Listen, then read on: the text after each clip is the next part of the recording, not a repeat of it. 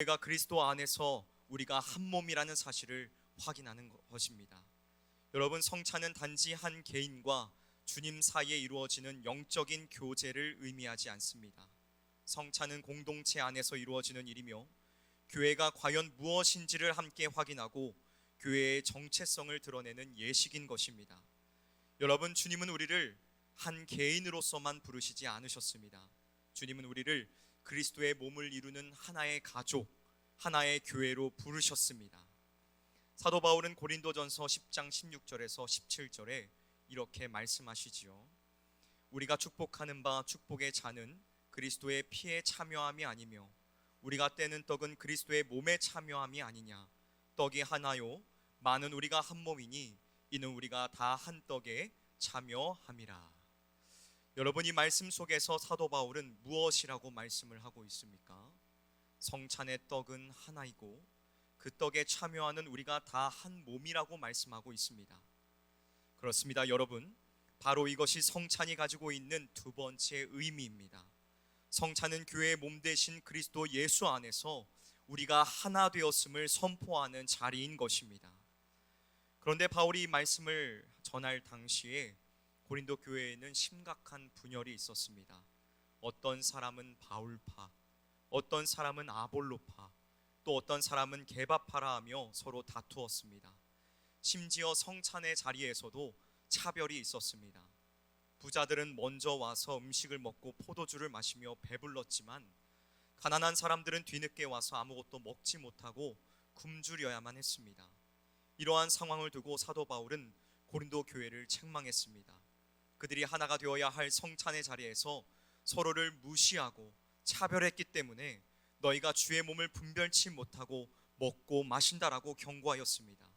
이 말은 곧 성찬은 단지 떡과 잔을 먹고 마시는 의식이 아니라 그리스도의 몸된 교회가 서로 연합하며 그 안에서 사랑을 누리는 것을 보여주는 예식임을 가르쳐 주는 것입니다.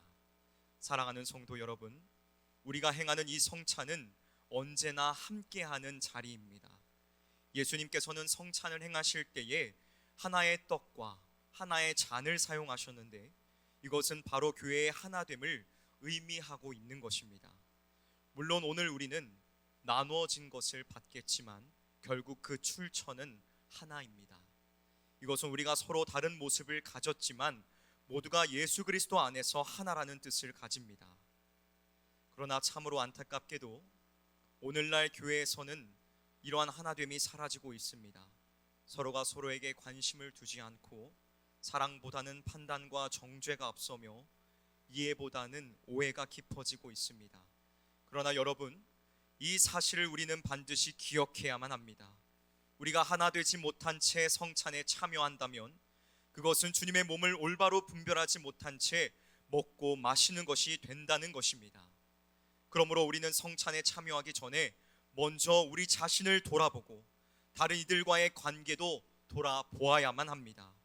바라기는 이 성찬을 통하여서 우리 성실교회가 주 안에서 하나 되며 서로를 사랑하는 아름다운 공동체로 세워져 가기를 주님의 이름으로 간절히 축복합니다. 우리 지금 함께 옆에 계시는 분들을 바라보실까요? 그리고 함께 인사해 보도록 하겠습니다. 사랑합니다. 축복합니다. 예수님 안에서 우리는 하나입니다. 우리가 하나라는 이 사실 안에서 큰 기쁨을 누리는 저와 여러분들이 되시기를 축복합니다. 마지막 세 번째로 성찬은 복음의 은혜를 누리고 믿음이 자라가는 유익을 줍니다. 여러분, 우리가 신앙생활을 하다가 보면 때로는 복음의 감격을 점차 잃어버릴 때가 있습니다. 처음 주님을 만났을 때의 감동, 죄사함의 기쁨, 십자가의 은혜에 대한 감사가 점점 희미해지기도 하고 예배와 기도, 찬양하는 일도 습관처럼 느껴질 때도 있습니다. 성찬은 그러한 우리를 다시금 복음으로 이끌어주는 은혜의 통로 역할을 합니다.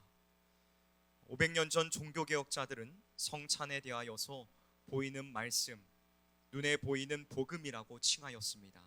왜냐하면 우리는 눈에 보이는 이 떡과 잔을 받으면서 다시금 십자가의 사랑과 희생을 눈으로 보고 손으로 만지며 입으로 맛보게 되기 때문입니다. 여러분, 우리는 성찬에 참여함으로써 복음의 능력을 경험하게 되고 우리의 믿음과 신앙이 회복되는 놀라운 은혜를 누리게 되는 줄로 믿습니다.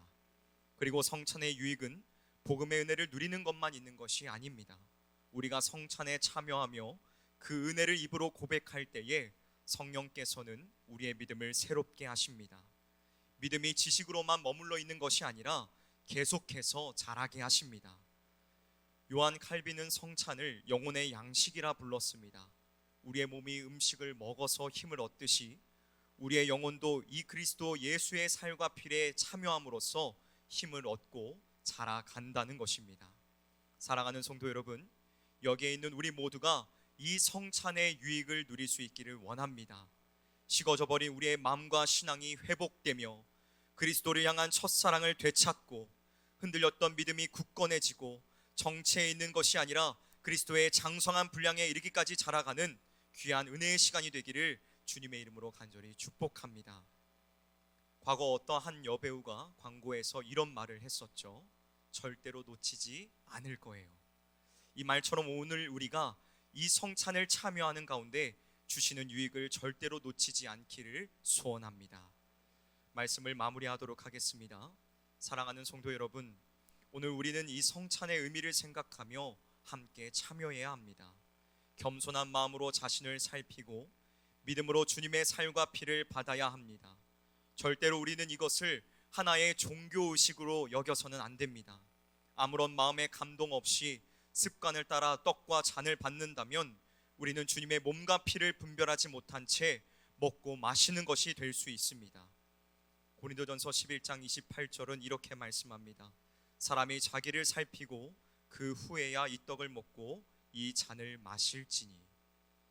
이 말씀처럼 우리는 성찬에 참여하기 전에 자신을 돌아보고 회개하며 믿음으로 그 자리에 나아가야 합니다.